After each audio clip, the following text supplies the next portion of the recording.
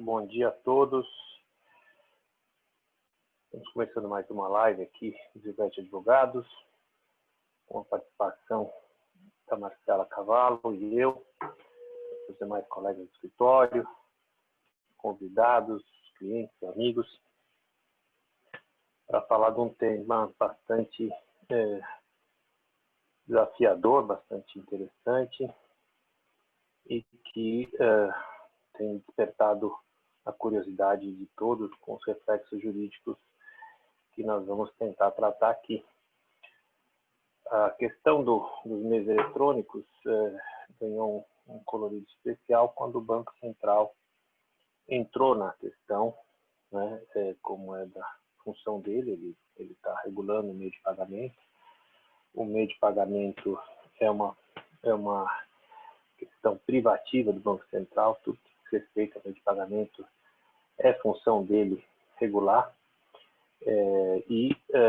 Nesta questão dos meios eletrônicos, ele não só regulou, como ele criou um meio eletrônico que deve entrar em funcionamento a partir de novembro deste ano, com o cadastro a partir de outubro.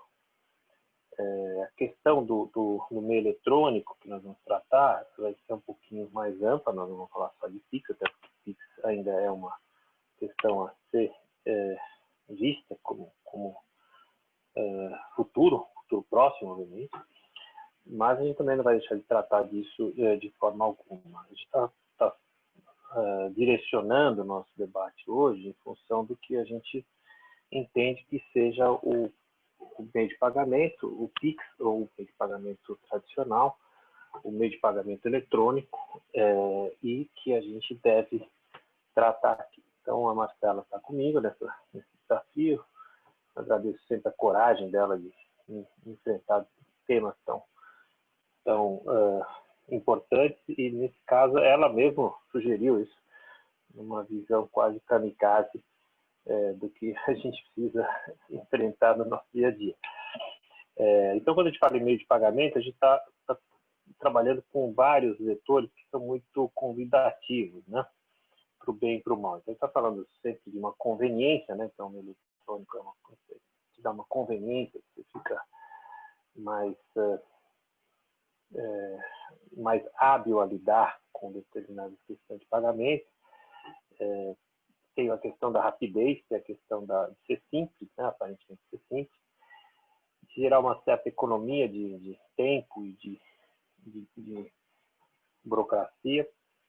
E um tema que tem sido muito discutido, inclusive na jurisprudência, lógico que a Marcela vai trabalhar isso também, que é a segurança, né? Quando a gente fala de empresa, olhando pelo lado da empresa, a grande vantagem do meio eletrônico e aí do Pix, que é a propaganda do Pix, inclusive, é como isso vai interferir no fluxo de pagamento, porque vai estreitar o fluxo de pagamento, que a gente tem normalmente fluxo de pagamento de 30, 60, 90 dias, né? Então, a ideia desse fluxo de pagamento, que já é escalonada, né? Então, quando a gente trabalha com empresa, ainda tem o tempo de processamento disso, né? Então, processamento dos meios de pagamento, tanto internamente quanto externamente pelas instituições financeiras, o que com o Pix e com os meios de pagamento digitais tem encurtado muito isso. A questão da comodidade também das empresas, né? Então, vocês ganham com isso. Aí tem uma questão de contabilidade, também de departamento financeiro, que é justamente a conciliação bancária, né? Então, eu sou do tempo que conciliação bancária você ficava tirando extrato e ficava um tiozinho lendo extrato e um menino ticando extrato para saber se conciliava os bancos, né? Então, tinha um tempo para a gente fazer conciliação bancária que era bastante longo. E um assunto que deve mexer tanto com a pessoa física quanto a jurídica é o tal do código, né? do QR Code, que é um tema bem interessante, que já dá bastante briga aí na jurisprudência, e a questão da segurança de dados para as empresas é também um ponto importante. porque a segurança na pessoa física é muito ligada à segurança física, né? A segurança da pessoa não ir no banco, né? Hoje quem vai no banco não é nem a terceira idade, é a quarta idade, né? Então o pessoal que vai no banco é a pessoa que gosta realmente ainda de ir no banco, conversar com o gerente, né? Faz um programa da quarta idade, com os meios eletrônicos esse programa fica restrito a você ficar em casa, né? Então a pandemia então é muito mais fácil, mas a questão da segurança física é você ter risco de fraude, risco de assalto, risco de segurança física na questão dos bancos. E na questão da empresa, além dessa questão de segurança com relação a roubo e assaltos, tem a questão da segurança da transação, a segurança dos dados, a segurança em relação ao que está transitando de dados.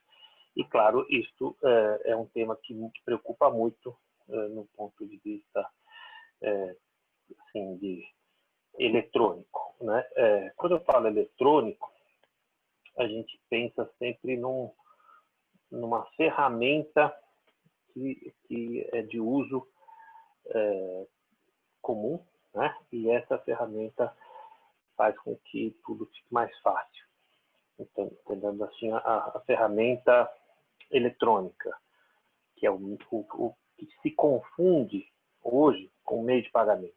Que antes era um documento que eu preenchia no banco, ia lá, o banco pegava a fichinha da Marcela, olhava, falava, ok, então essa é a conta dela, para retirar dinheiro da conta, eu anotava na conta na fichinha da Marcela, tirava o dinheiro e me dava o dinheiro fisicamente. Então, essa era a ferramenta quase que ancestral que foi sendo aprimorada e hoje é um documento que a gente conhece como DOC, como TED, e com o Pix isso vai ser eliminado, então você não vai ter praticamente nem DOC nem TED.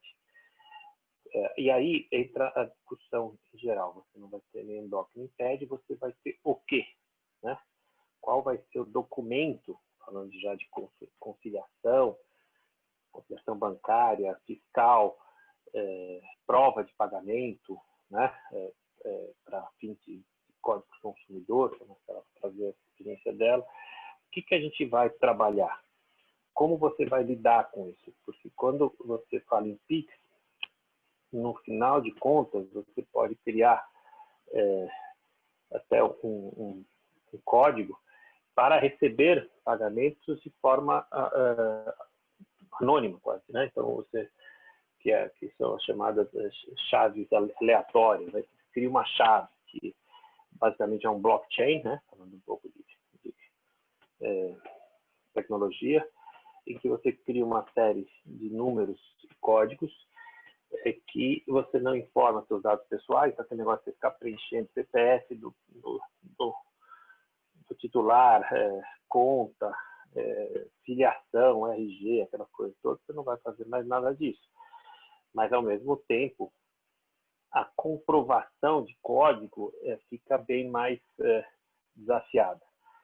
Além disso, nessa aproximação tecnológica, você vai eliminando elementos de identificação por um código eletrônico, em nome desses polinômios que eu mencionei, conveniência, rapidez, simplicidade, etc., etc., que vão trazendo aí um benefício para o cidadão.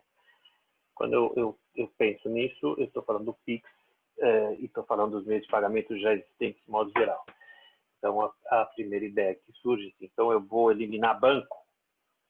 Não. Então, de fato, por enquanto, não há eliminação da pessoa do banco, porque o banco é a instituição credenciada tanto para o Pix quanto para os demais meios digitais.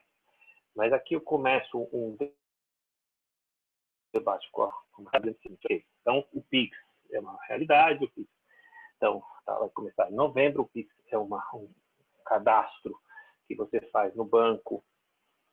Você tem chaves que você vai poder criar, uma limitação de chaves para pessoa física e umas chaves para pessoa jurídica, um pouco maior para pessoa jurídica, no 20, para pessoa física 5. E você vai ter uma possibilidade de agilizar tudo isso que eu estou dizendo em relação a pagamentos digitais. Mas o que eu queria tratar primeiramente com a Master? Então, se o meio digital, Pix,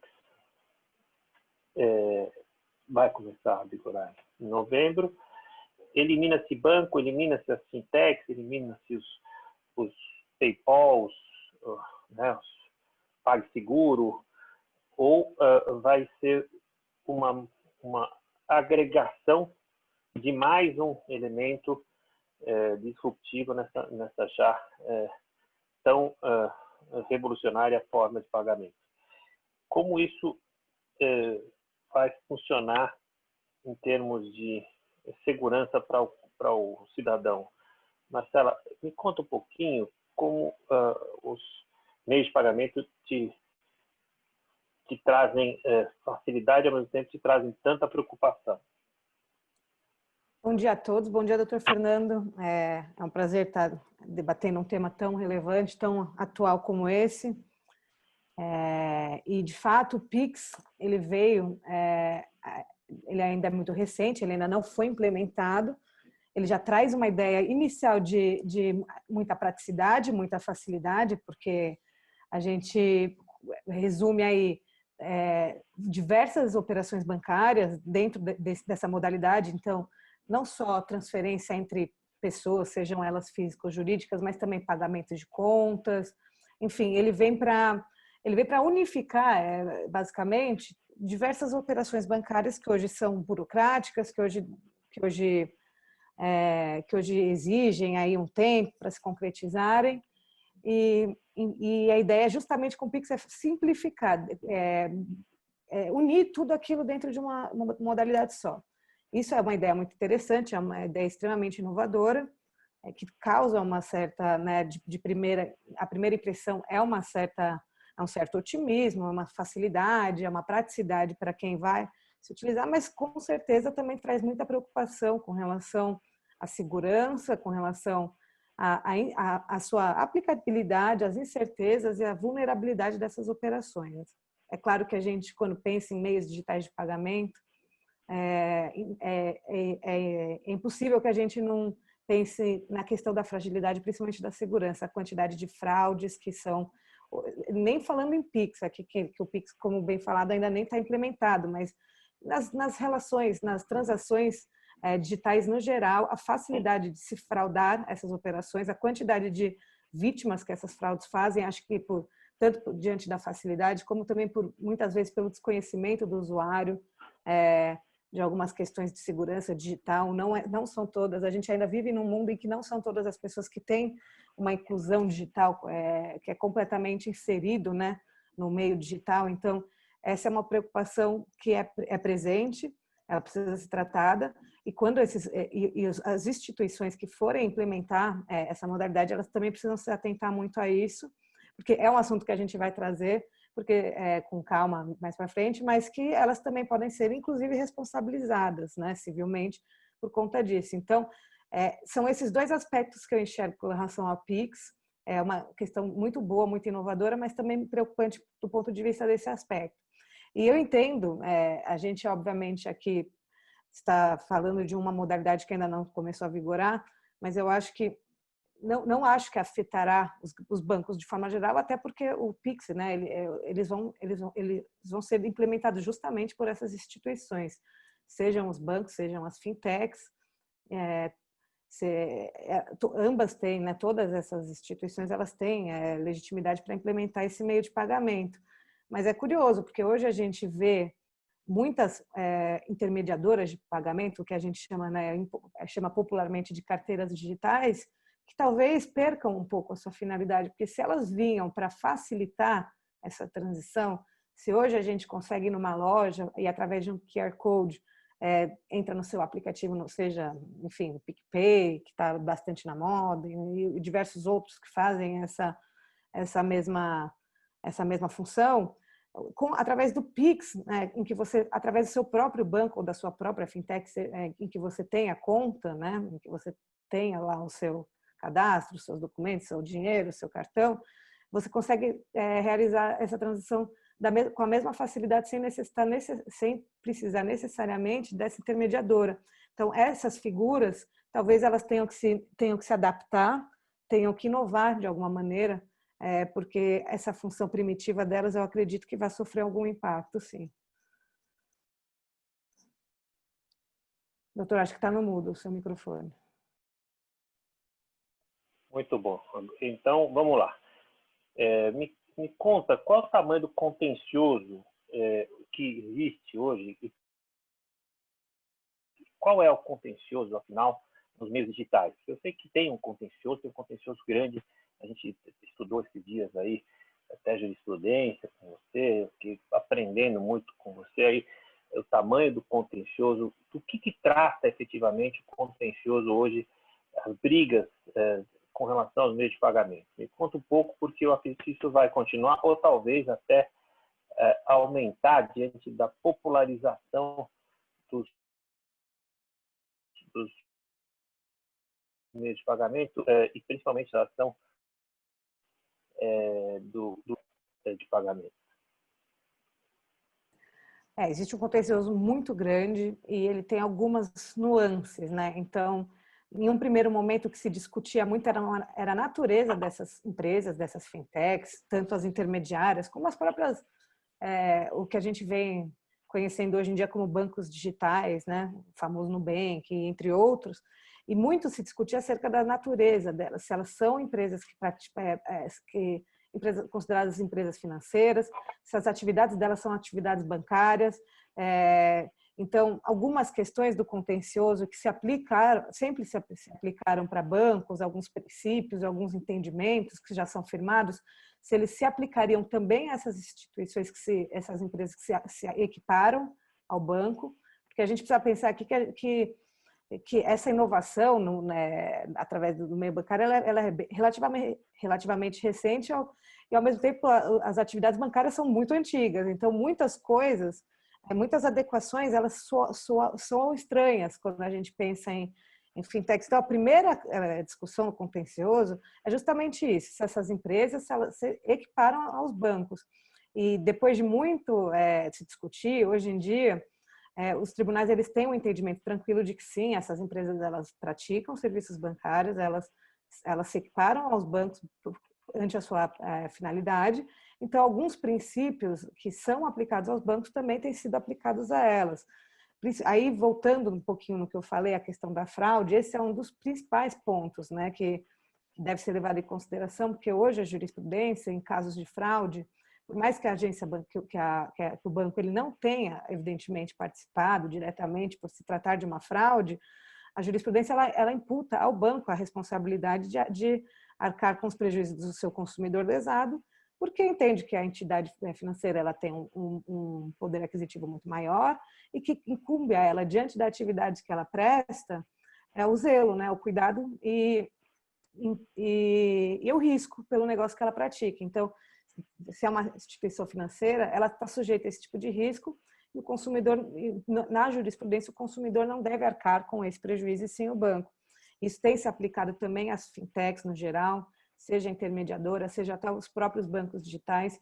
Isso preocupa um pouco, porque são empresas que geralmente, principalmente dependendo da sua implementação, da fase em que se encontra, ela não tem ainda um poder aquisitivo tão consolidado, né, como os bancos tradicionais que a gente está acostumado aí a saber, e isso preocupa, porque é um ônus que acaba sendo imputado, e às vezes, então, a empresa precisa se preocupar muito com uma segurança, com manter o seu cliente informado, porque senão, pela jurisprudência, ela é equiparada a um banco e ela arca com esse ônus diante de questões de fraude. Esse é o primeiro ponto.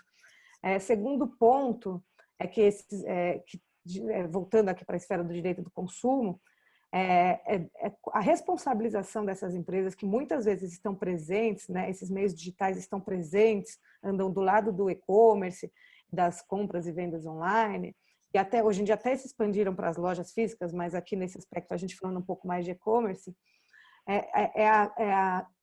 a composição dessas empresas na cadeia de consumo. Então, um caso prático, uma empresa que não entrega um produto comprado pela internet, esse pagamento foi feito através dessas intermediadoras. Elas também compõem a cadeia de consumo? Elas podem ser responsabilizadas por essa falha na prestação de serviço? Ou elas são meras intermediárias que estão lá só facilitando, enfim, terceirizando um procedimento e elas não podem se responsabilizar? Isso também é muito objeto de discussão jurisprudencial. A gente encontra... Eu não consigo dizer hoje que isso já é um entendimento consolidado, a gente encontra decisões nos dois sentidos, mas eu entendo que é uma tendência, a gente percebeu que é uma tendência se destacar essa empresa da cadeia de consumo, entender que ela é uma mera mediadora de pagamento. Então, isso é uma segurança para essas empresas que acabam não respondendo por eventuais falhas na prestação de serviço das demais empresas que compõem a cadeia de consumo. Só que é um alerta que eu faço aqui, que muitas vezes elas acabam incluídas nessa questão, elas acabam incluídas na cadeia quando o consumidor procura essa empresa e ela também não presta o atendimento né, adequado, vamos dizer assim. Eu vi uma jurisprudência interessante no Rio de Janeiro, justamente em que o consumidor não recebeu o produto e ele escreveu, né, abriu um chamado junto à empresa intermediadora, pedindo para estornar o valor, falando que não recebeu o produto. Essa empresa foi omissa. E aí, diante dessa omissão, o tribunal entendeu que ela também falhou na sua prestação de serviço. Mas é interessante que essa consideração se deu justamente porque ela foi incluída, né, por parte do consumidor. Então, entendeu que a partir desse momento ela também entrou na discussão, né, vamos dizer assim, e ela também cometeu uma falha. Então, hoje o que a gente percebe que é uma tendência é que ela não responde objetivamente por uma falha que ela não cometeu, mas existe sim uma responsabilização quando ela participa aí de alguma forma nas tratativas extrajudiciais ou não facilita, vamos dizer assim, a resolução do problema. A gente está falando de um contencioso que hoje é grande, né, pelo volume de casos que a gente viu nos tribunais. Então, há uma inclusão, ao menos inicial, das empresas que trabalham com meios digitais de pagamento nos processos. Então, há uma inclusão no início, né? Então, toda vez que tem um defeito num produto, num serviço, eu coloco as empresas de meio de pagamento, PayPal é um exemplo, mas posso falar de tantos outros, nesse processo, e essa briga vai se prolongar até uma segunda instância, ao menos até lá, no momento em que o tribunal vai decidir se ela está envolvida de alguma forma na lesão do direito do consumidor ou de um terceiro, não consumidor, da empresa, né, na relação contratual, e se ela entender que está envolvida, fica responsável pelo ressarcimento. Se a justiça já na segunda instância entender que não está envolvida, que essa empresa de pagamento não está envolvida no produto ou serviço, ela só vai responder por eventuais falhas na prestação do serviço dela, especificamente dela. E aí é outro contencioso que eu queria te ouvir, que é o contencioso do meio de pagamento, né? Então, a gente tem que separar o contencioso de consumo do produto ou serviço, do contencioso também de consumo do serviço financeiro, certo?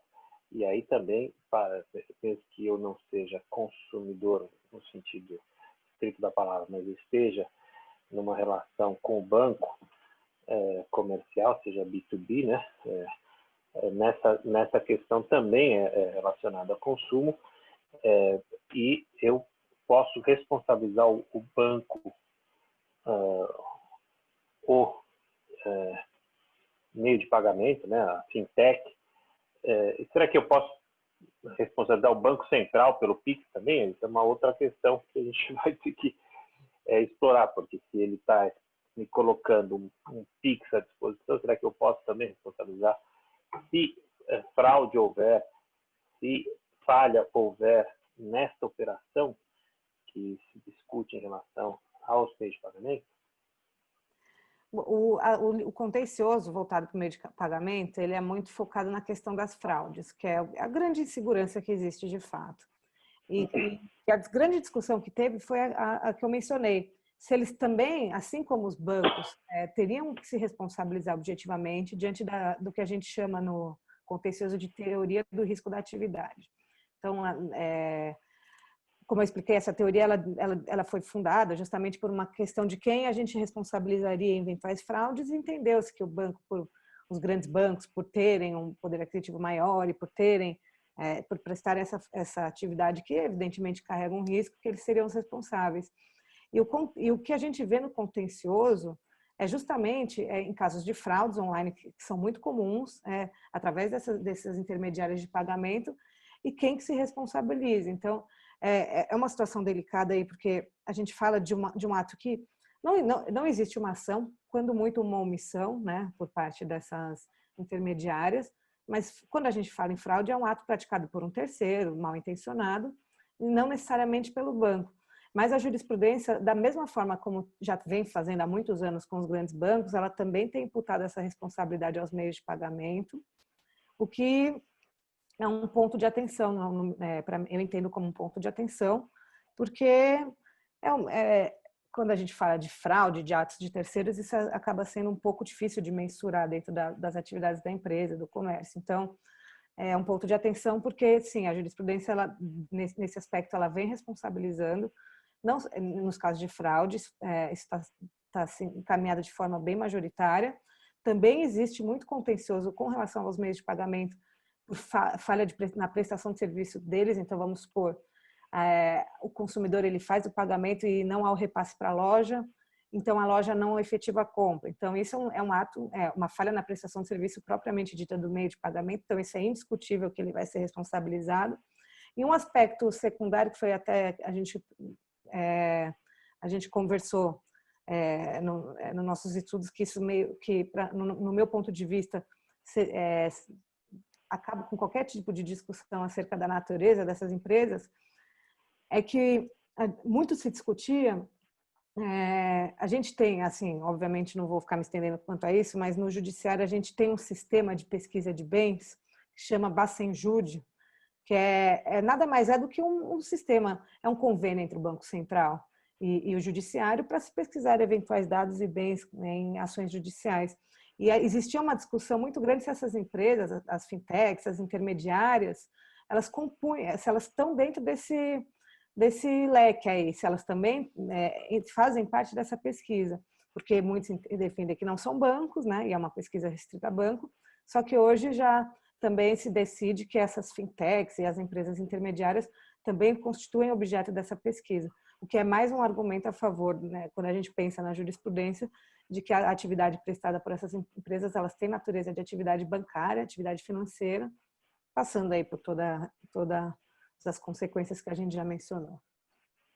Esse ponto que você tocou é interessante, porque muitas das propagandas das fintechs é para pessoas que têm problemas de crédito, né? Então, você tem um problema de crédito, você sabe, sistema bancário e vai para o sistema das fintechs. E a ideia das fintechs é você absorver muitas pessoas que têm problemas de crédito, né, que perderam o crédito na praça e acabam trabalhando com fintech.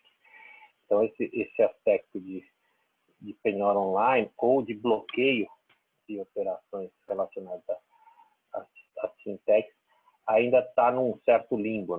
Pelo menos que eu li aí, achei bastante polêmico, tanto do Bacenjude, né, para as empresas, né? Então, as empresas que trabalham com pouco crédito, estão com dificuldade de crédito, principalmente no varejo, tem muitas penduradas no crédito, que migraram para as fintechs. Elas estão ou não estão livres de penhora online? Eu estou entendendo que que não. Agora, a outra pergunta que eu te faria é em relação ao QR Code, que eu vi muita jurisprudência no QR Code, né? E o QR Code, até eu ler a jurisprudência, eu estava achando uma maravilha, porque eu achava que era a segurança da segurança.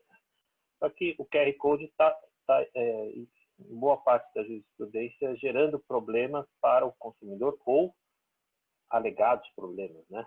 Não sei se efetivamente é um problema técnico ou tecnológico que está colocando tanta instituição financeira ou correlata nessa opção. Né? Eu queria te ouvir também sobre esses dois pontos para a gente partir para outros pontos nesse curto espaço que nós temos para falar de um assunto tão interessante. Né?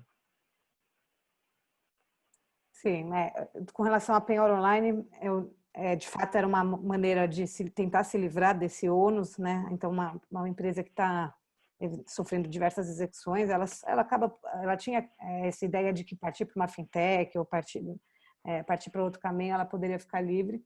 Hoje eu já não considero um meio seguro mais. É lógico que existe uma discussão, mas os tribunais eles têm se posicionado cada vez mais favorável a incluir, né, as fintechs. Então, é uma divergência, mas eu não acho que é um meio seguro, mas se a ideia é tentar se livrar, é um perigo que existe.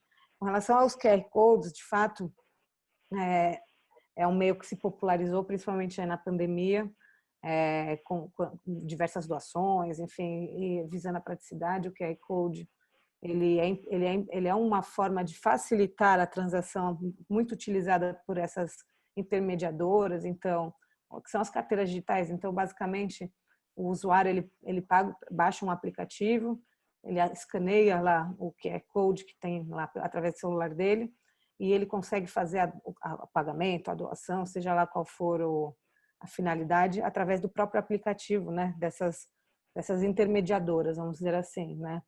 E isso também gera muito problema. Isso é um meio que a gente tem visto não só a questão da fraude na jurisprudência, que é muita também, mas também a falta de repasse. Eu notei muito na jurisprudência as queixas baseadas em falta de repasse. Então, pessoas que alegam que receberam pagamentos através dessas empresas, através de QR Code, mas esse pagamento não foi transferido para suas respectivas contas. Então, aí a gente já fica um pouco fica o questionamento, evidentemente que as ações nem sempre, né, são procedentes, muitas vezes não procede o que se alega, mas fica, né, é impossível a gente dizer que não gera uma insegurança quando a gente vê um número grande de ações nesse sentido. E não tinha que ser direto, Marcela, não tinha que ser. Essa é a pergunta que ficou na minha cabeça ontem, quando a gente conversou. Não tinha que ser direto, se é no QR Code, já não tem porque está até na propaganda do Pix lá, não tem que ser uma conciliação imediata. Por que eu fico, alguém fica com o meu dinheiro, né? Alguém fica com a minha comissão, né? Porque isso é uma discussão até de cunho de segurança de empresa, né? Porque a empresa recebe um dinheiro ou paga um dinheiro, ela já paga. Na verdade, não é que ela não faz nenhum ato de pagar, porque no momento que você tem essa operação eletrônica e se você já tem os dados, o ato de pagar é quase que simultâneo, né? Não tem negócio de compensação bancária, compensação de cheque, compensação de TED.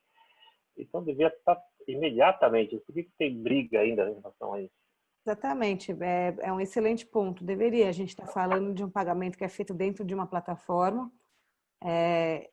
enfim, através, muitas vezes a pessoa tem o crédito dentro da plataforma e você está repassando para uma outra conta. Então, sim, o grande questionamento é esse, deveria ser automático, deveria ser direto. A gente não está tratando aqui de transferências bancárias, mas na realidade, pelo que eu tenho observado, obviamente não vou me aprofundar em questões técnicas, porque eu não tenho nem capacidade, né, conhecimento para tanto, mas o que eu vejo pelas alegações é que muitas vezes essas transações são feitas através de cartão de crédito. Então vamos dar um exemplo. Eu tenho meu cartão de crédito cadastrado no PicPay e quando eu leio o QR Code, ele vai descontar do meu cartão para repassar, então isso gera uma demora. Isso é que o Pix quer combater. A ideia do Pix é justamente não acontecer essa demora, porque o grande ponto é que ele não teria intermediários. Essa é a grande propaganda do Pix. Então, ele não tem uma empresa de cartão, ele não tem um banco que precisa receber.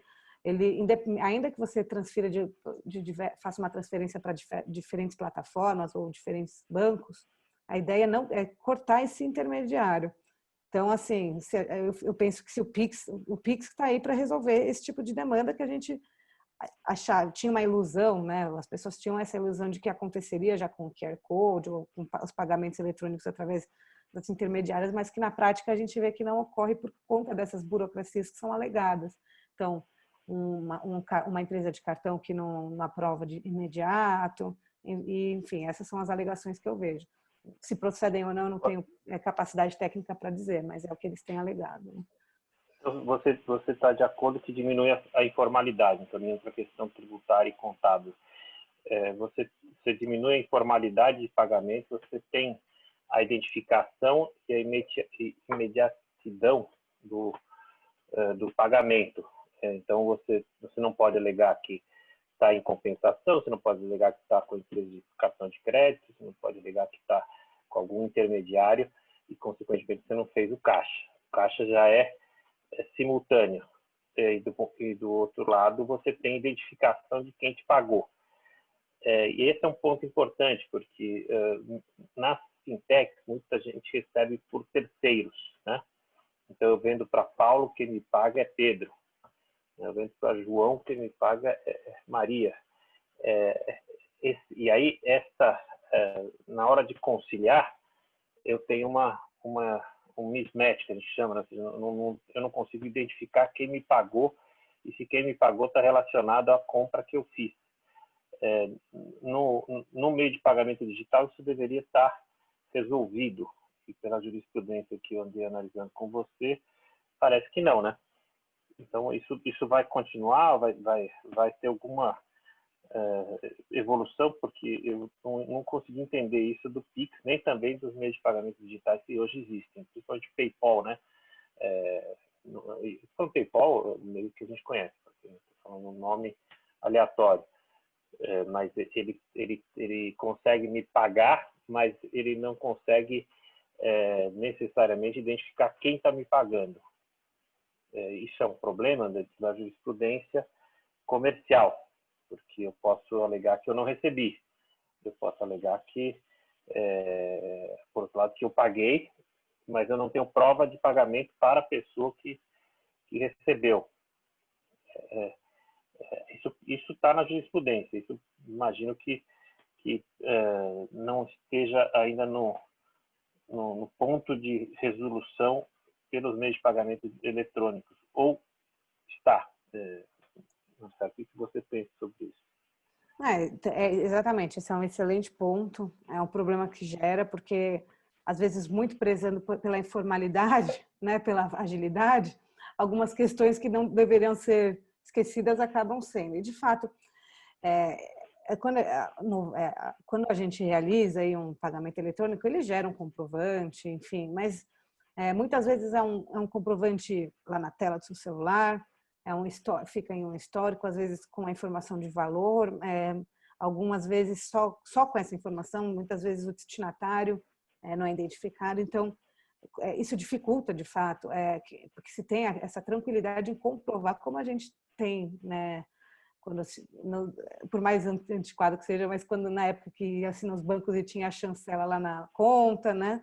Hoje em dia não, são diversos comprovantes digitais, online, muitas vezes difíceis de se identificar o destinatário, principalmente quando a gente fala em QR Code, os nomes são vêm os nomes de as chaves, isso é um problema que eu acho que vai persistir com o Pix também. Precisamos ver como ele vai ser implementado, como esses comprovantes vão ser gerados, porque evidentemente que sem um comprovante você perde o seu principal direito de prova de um pagamento. Sim, e também para a empresa, essa é uma área que eu até deixo para o senhor falar, mas com certeza implica também algumas dificuldades contábeis, né? Do ponto de vista de contábil, que eu estava estudando aqui nesses dias, o meio eletrônico de pagamento te dá um direcionamento muito bom em termos de segurança de conciliação, porque você vende o produto, quando você coloca o QR Code para identificação e pagamento, ele identifica pelo menos, se não a pessoa que está comprando, a pessoa que está pagando e o produto que está sendo vendido, de modo que a conciliação do lado da empresa é uma conciliação segura. Eu posso já fazer a conciliação e já considerar isso como um pagamento efetivado, de modo que, para efeitos tributários, já me dá a obrigação de recolhimento deste valor com base na legislação que for, seja imposto direto ou indireto. No momento que eu tenho uma plataforma, né, como intermediária, que são os meios de pagamento digitais hoje existentes, essa plataforma, segundo este código eletrônico, ela somente viabiliza a parte técnica ou tecnológica desse pagamento, mas o pagamento vem codificado e ele é descodificado imediatamente por conta da conciliação direta. Então, do ponto de vista de contabilidade, é seguro, do ponto de vista de estrutura de compliance fiscal também é segura, porque isso tem uma integração direta com os sistemas de contabilidade pré-existentes, e não menos técnico para a estruturação fiscal, que prescinde da pessoa que lança, né?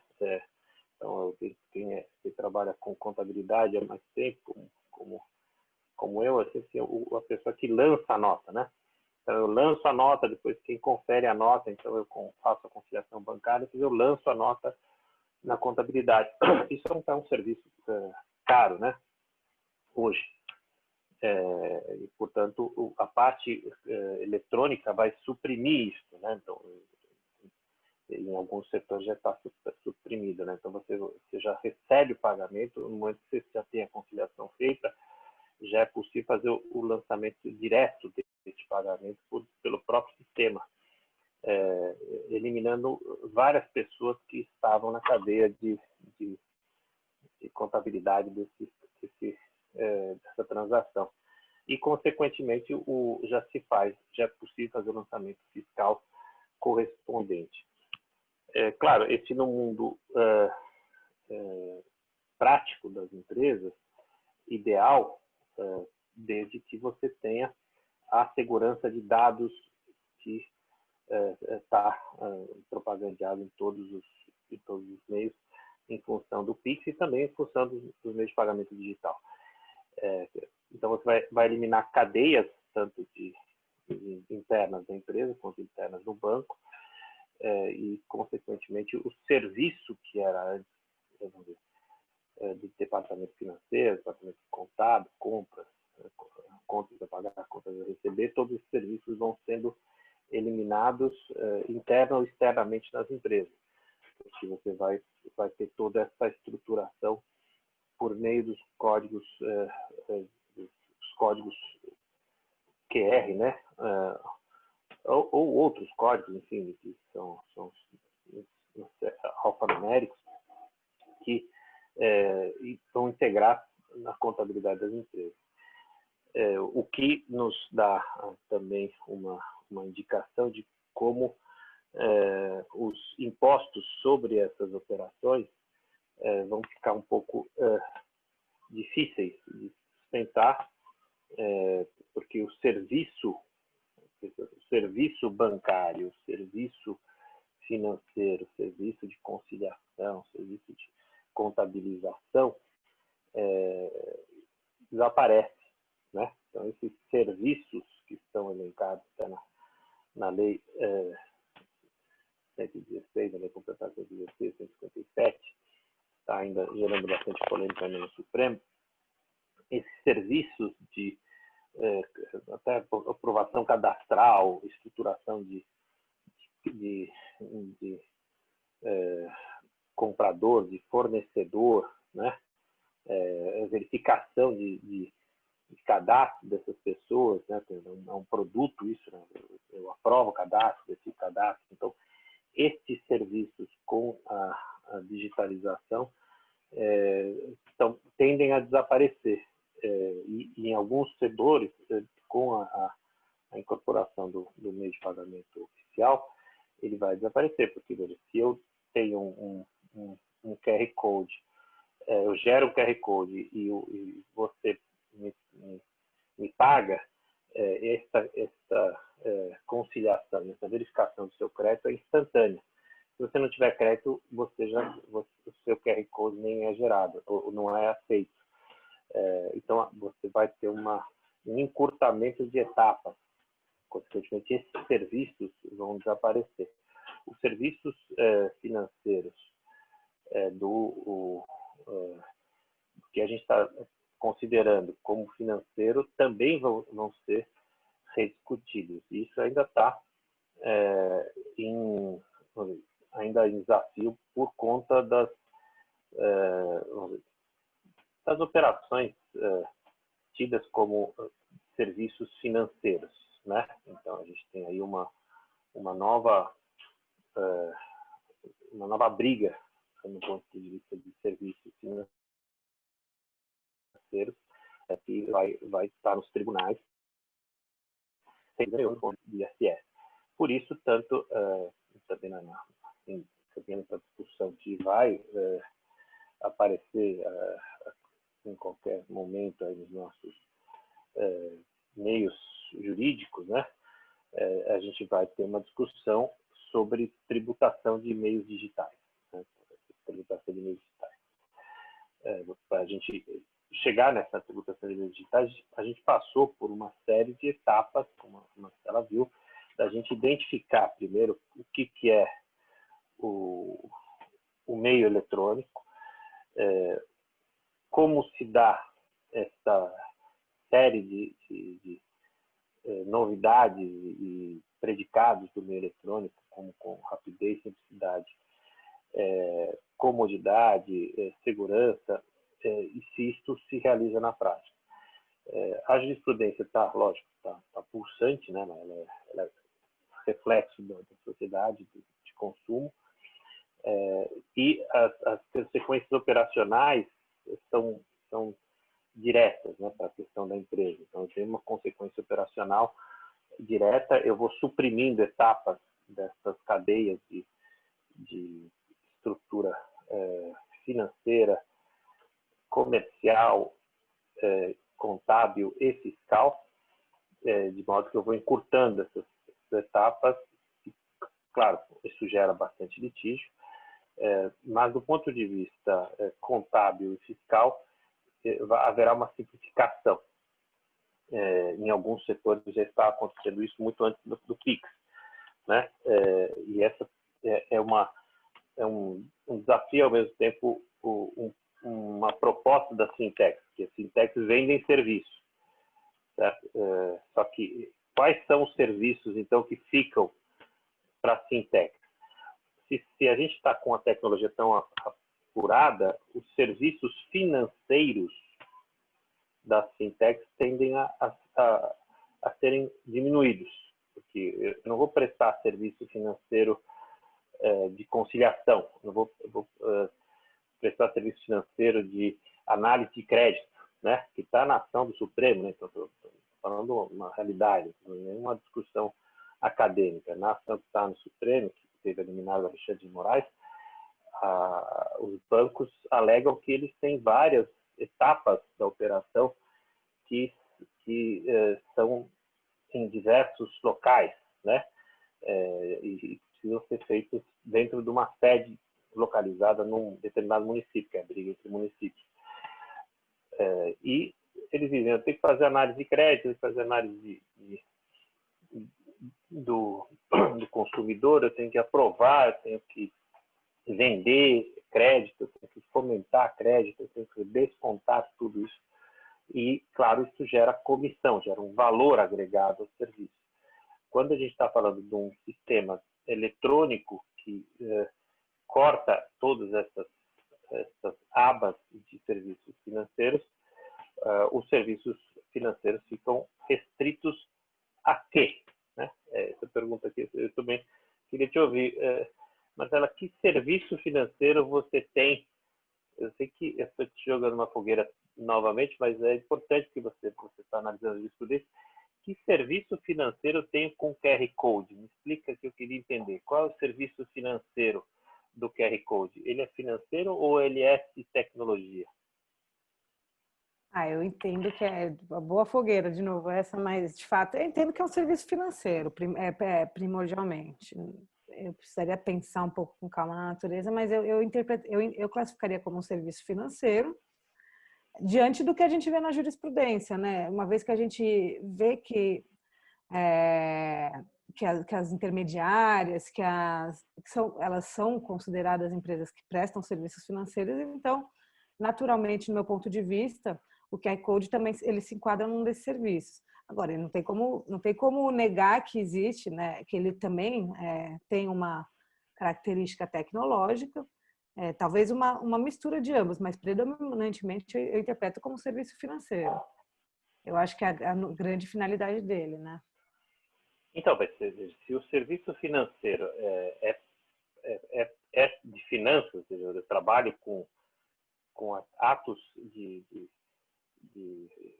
bancários, atos de natureza bancária, ainda que não sejam essencialmente exclusivos da área bancária, eles têm uma característica de atividade bancária. Mas no momento que eu coloco esse serviço dentro de um código de alfanumérico, esse serviço desaparece. Ele é mais uma tecnologia do que um serviço em si. Claro, parece um debate epistemológico, filosófico, mas ele é importante porque ele está sendo discutido pelo Supremo, como eu já disse, que elenca, né, os bancos elencam vários serviços que, se existissem ainda, eles não estariam sendo colocados dentro de um PIX ou até dentro de um meio de pagamento normal.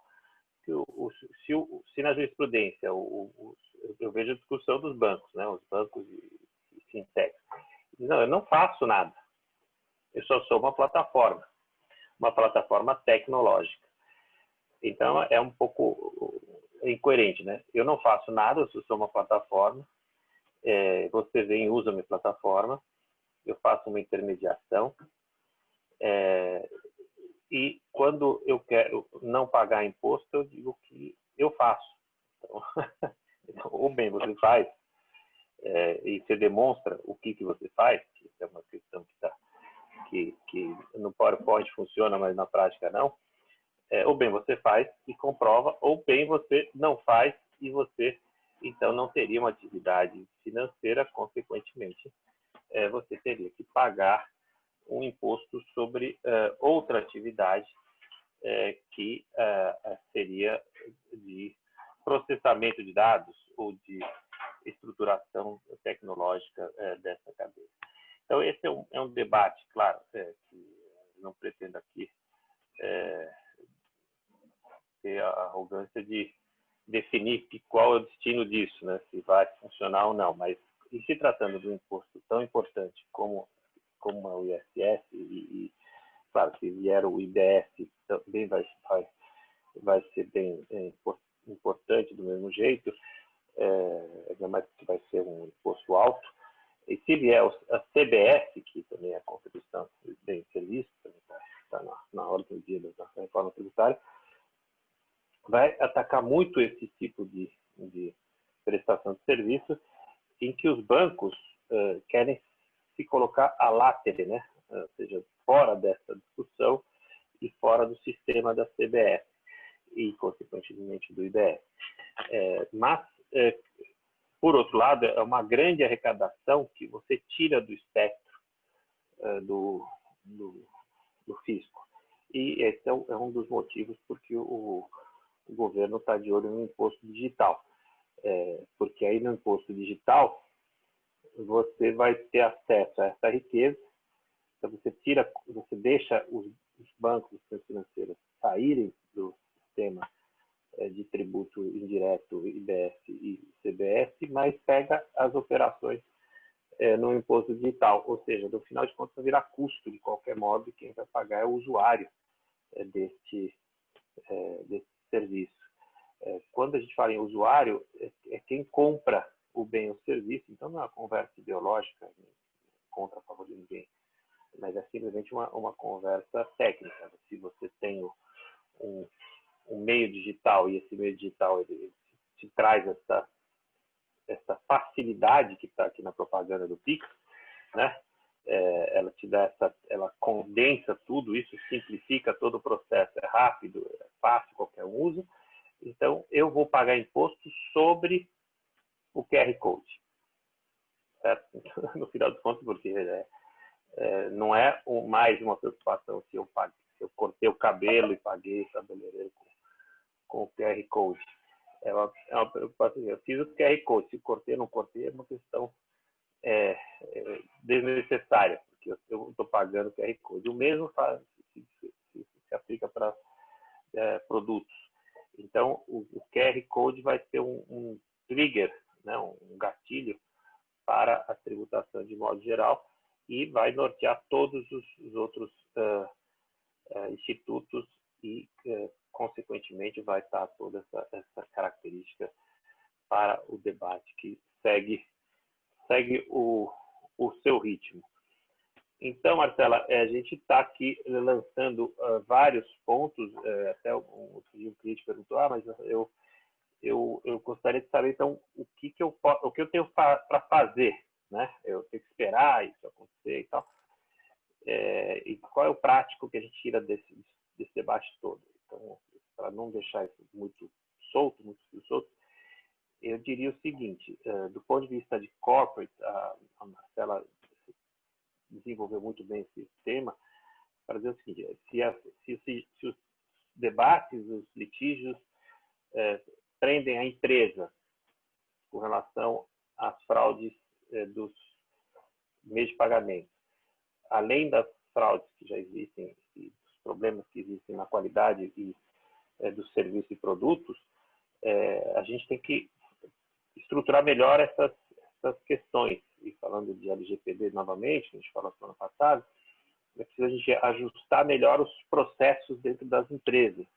As empresas precisam ter uma clareza melhor da responsabilidade delas em função disso, porque principalmente os departamentos comerciais precisam entender melhor como esse fenômeno dos meios de pagamento funciona e qual é a atitude que eles devem ter diante disso, principalmente para qualificar tecnicamente o seu pessoal e tecnicamente a sua empresa do ponto de vista de controle de sistemas contábeis, fiscais, de meios de pagamento, que possam fazer frente a essa tecnologia. Com isso, eu acho que a gente caminha para o encerramento da nossa live. Marcelo, te agradecendo mais uma vez por todo o seu empenho aí em debater essas questões tão interessantes.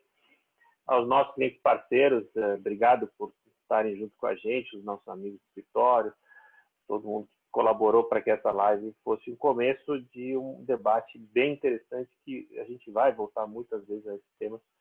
E com isso eu deixo um grande abraço para você, para todo mundo que está aqui, e um bom dia a todos. Muito obrigada a todos e tenham um excelente dia. Prazer debater mais um assunto. Tchau. Tchau, tchau.